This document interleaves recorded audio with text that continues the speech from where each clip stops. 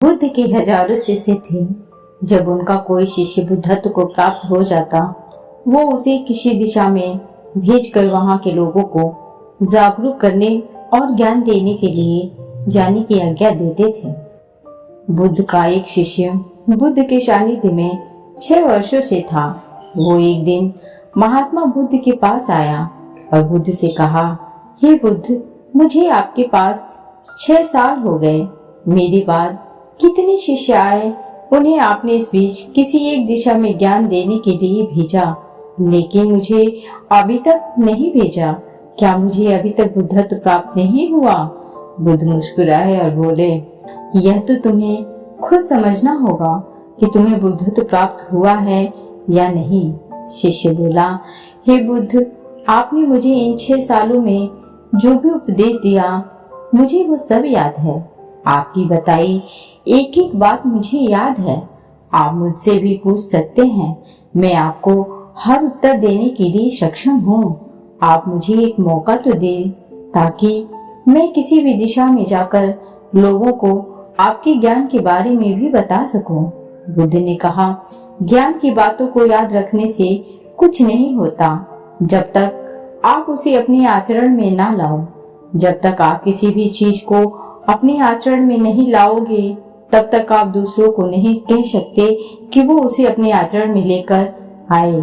शिष्य ने कहा, जो भी हो, कृपया आप मुझे एक मौका दें। आप मुझ पर भरोसा रखें। मैं सभी को अपने ज्ञान से प्रभावित कर सकता हूँ। मैं लोगों को ऐसी बातें बता सकता हूँ जिससे उनके जीवन में शांति आएगी और वो शांतिपूर्ण अपना जीवन जी सकेंगे। बुद्ध ने कहा, अभी तुम तैयार नहीं हो। जब तुम तैयार हो जाओगे, मैं तुम्हें खुद सही मार्ग पर जाने के लिए कहूँगा। शिष्य ने कहा, क्यों बुद्ध, आपने मुझे इन 6 वर्षों में इतना भी ज्ञान नहीं दिया जिससे मैं लोगों को प्रभावित कर सकूं। बुद्ध ने कहा, ठीक है, तुम पूर्व दिशा की तरफ जाओ। वहाँ तुम्हें एक गांव मिलेगा। वहाँ से तुम भिक्षा मांग कर लाओ और वहाँ के लोगों को अपने ज्ञान से मदद करना। कल सुबह तुम वहाँ अकेले जाना और शाम को आकर मुझे बताना तुमने कैसे वहाँ के लोगों की मदद की।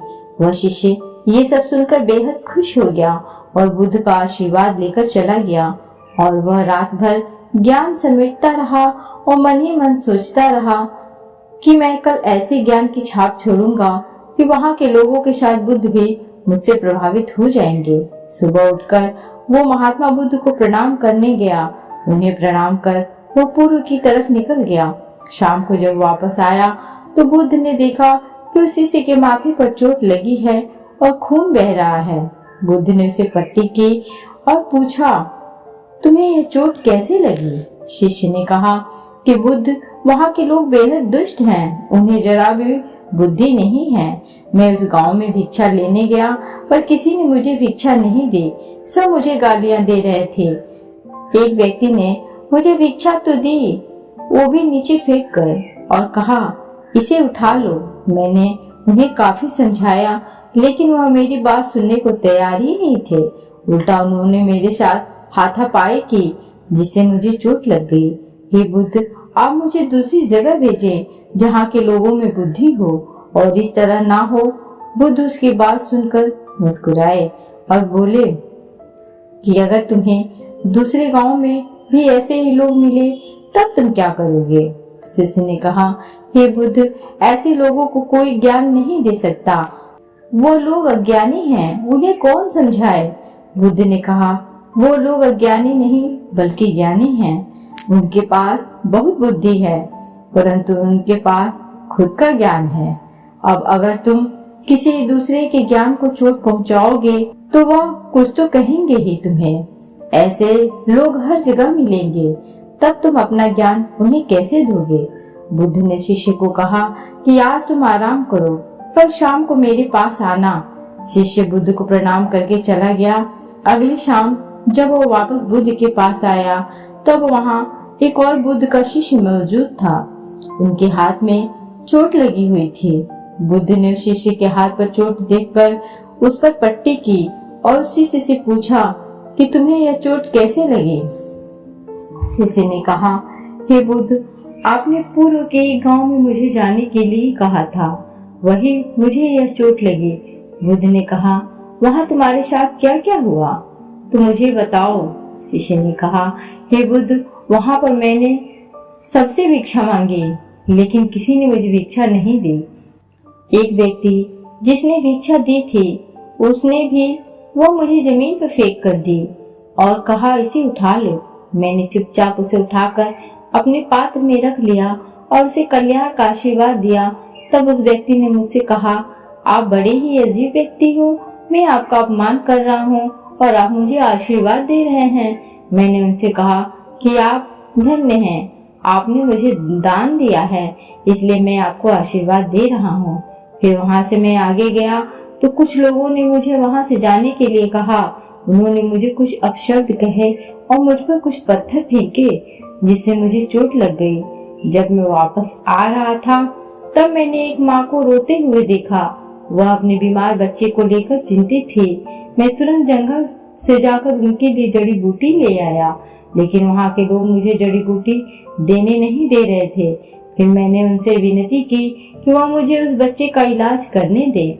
उसके बाद वो जैसा कहेंगे मैं ठीक वैसा ही करूँगा। फिर जिस व्यक्ति ने मुझे भिक्षा दी थी, उसने गांव वालों को समझाया। तब उन्होंने मुझे उस बच्चे को जड़ी बूटी लगाने दी। उसके बाद वो बच्चा ठीक हो गया। फिर गांव वालों ने मुझसे अपने किए गए अभद्र व्यवहार के लिए क्षमा मांगी और मुझे धन्यवाद कहा। फिर मैं वहां से वापस आ गया। हे बुद्ध, आपसे एक विनती है। उस गांव के लोग बहुत भोले भाले और सीधे हैं। क्या मैं रोज उसी गांव में जाकर भिक्षा मांग सकता हूँ? ये सभी बात वो पहला शिष्य भी सुन रहा था। उसने यह सुनते ही बुद्ध के चरणों में गिरकर कहा कि हे बुद्ध, मैं समझ गया हूँ कि अभी मैं उस लायक नहीं हुआ कि दूसरों को ज्ञान दे सकूं। बुद्ध ने कहा, हमें बाहर वैसे ही लोग दिखाई देते हैं जैसे हम भीतर से होते हैं। जब तक हम स्वयं को नहीं बदलते तब तक हम किसी को भी नहीं बदल सकते। खुद में परिवर्तन करना बेहद जरूरी है। कोई भी बात बताने से पहले उसे आचरण में लाना बेहद जरूरी है, क्योंकि आचरण में लाई हुई चीज को बताना समझाना बहुत आसान होता है और उसे लोग बेहद आसानी से अच्छे से समझ पाते हैं। दोस्तों, आपने इस कहानी से क्या सीखा, हमें कमेंट सेक्शन में जरूर बताएं। दोस्तों, हम सभी को ऐसा लगता है कि हमने जो कुछ भी सीखा है वो हमको दूसरों को सिखाना चाहिए, लेकिन हम जाने अनजाने में दूसरों को सिखाने के चक्कर में हम कभी कभी गलत साबित हो जाते हैं। तो इसलिए दोस्तों, अगर आप किसी को भी कोई भी सुझाव देने के लिए जाते हैं, आप कोई भी चीज सिखाने के लिए जाते हैं, तो सबसे पहले आप उस कार्य को संपूर्ण रूप से और सही ढंग से अच्छे से सीख जाएं और आपको यह पक्का प्रूफ मिल जाए कि अब मैं इस कार्य को संपूर्ण रूप से सीख चुका हूँ, अब मैं दूसरों को सिखा सकता हूँ। तभी आप दूसरों को सिखाने के लिए जाएं, अन्यथा आपके साथ दुर्व्यवहार हो सकता है और आपको क्षति भी पहुंच सकती है। तो दोस्तों, कैसी लगी आज की ये कहानी? अगर कहानी पसंद आई हो तो इसे अपने दोस्तों के साथ शेयर जरूर करें। साथ ही ऑडियो को लाइक और चैनल को सब्सक्राइब करना ना भूलें। तब तक के लिए खुश रहिए, आबाद रहिए। Thanks for watching.